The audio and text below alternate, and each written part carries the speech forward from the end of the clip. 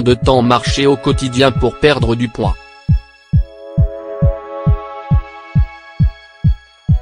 Le paysage des promenades et des parcs a beaucoup changé ces dernières années.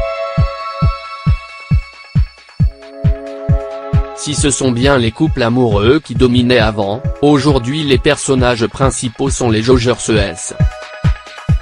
Cela est dû au fait que la prise de conscience autour des dommages de la vie sédentaire a augmenté et que cette dernière est fortement incompatible avec bonne santé et forme physique. Cependant, beaucoup de gens préfèrent marcher chaque jour pour perdre du poids, puisque les médecins avertissent du danger de la course pour la musculature et les os. Puisqu'il s'agit d'un exercice plus doux, on souffre moins, tout en conservant les principaux bienfaits de la course. Pour commencer, on stimule la circulation sanguine et on prévient la rétention de liquide, ainsi que le gonflement des pieds et des chevilles. De plus, si on le fait correctement, c'est très efficace pour perdre du poids. Ainsi, la question est à présent de savoir à quoi nous nous référons lorsque nous disons correctement. Il subsiste beaucoup de doutes, quelle est la meilleure vitesse? Quelle distance faut-il parcourir? Sur quelle superficie est-il préférable de marcher? Si vous vous posez ces questions, lisez cet article et tous vos doutes seront levés. Quelle est l'intensité nécessaire pour perdre du poids? En général, on recommande une moyenne de 45 minutes par jour. Cependant, la clé pour éliminer des graisses n'est pas le temps qu'on y passe, mais bien l'intensité de la marche.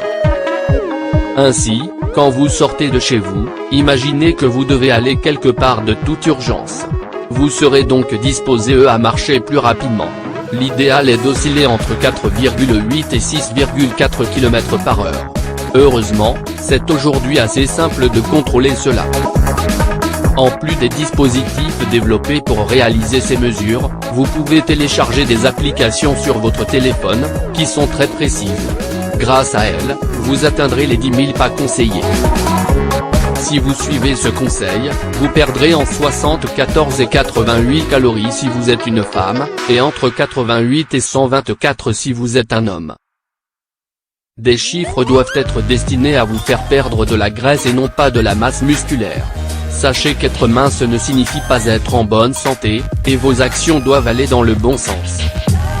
Il faut donc accompagner cette marche rapide, connue sous le nom de powerwalking, d'exercices de force contrôlés, au moins, 2 fois par semaine. Avec cette stratégie et un régime équilibré, vous aurez la garantie d'atteindre vos objectifs. Il est possible que vous remarquiez une certaine stagnation dès lors que votre corps s'habitue à marcher. Pour éviter cela, introduisez des variations dans le programme. Intercalez des moments de forte intensité et des moments plus calmes. La transition entre l'état de repos et une fréquence cardiaque plus élevée active la circulation sanguine. Cela permet d'absorber plus de quantité de graisse pendant les portions de forte intensité que lorsqu'on maintient un rythme constant. Quand nous restons à rythme constant, notre cœur s'habitue, et l'efficacité de la marche pour perdre du poids diminue. Marchez 10 minutes, maximum, sur le sable. Vous savez sûrement que marcher sur le sable est beaucoup plus fatigant que marcher sur l'asphalte.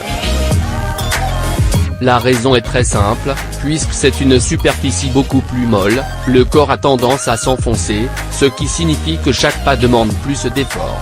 Nous utilisons alors un groupe musculaire plus large sur le sable.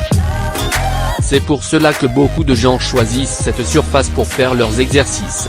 C'est donc une excellente option, surtout car on travaille aussi les plantes des pieds, souvent oubliées dans les autres sports. Cependant, il faut prendre des précautions car c'est une activité qui a un gros impact sur notre organisme. Il est donc idéal de ne pas dépasser 10 minutes de marcher sur le sable et de commencer de manière progressive. Sinon, on court un fort risque de souffrir de lésions importantes. Avec ces règles, vous réussirez à tirer meilleur profit de votre powerwalking. Il est important de savoir comment exécuter vos exercices. Souvenez-vous que le moins pire qui puisse vous arriver quand vous le faites mal, c'est tout simplement de ne pas perdre de poids.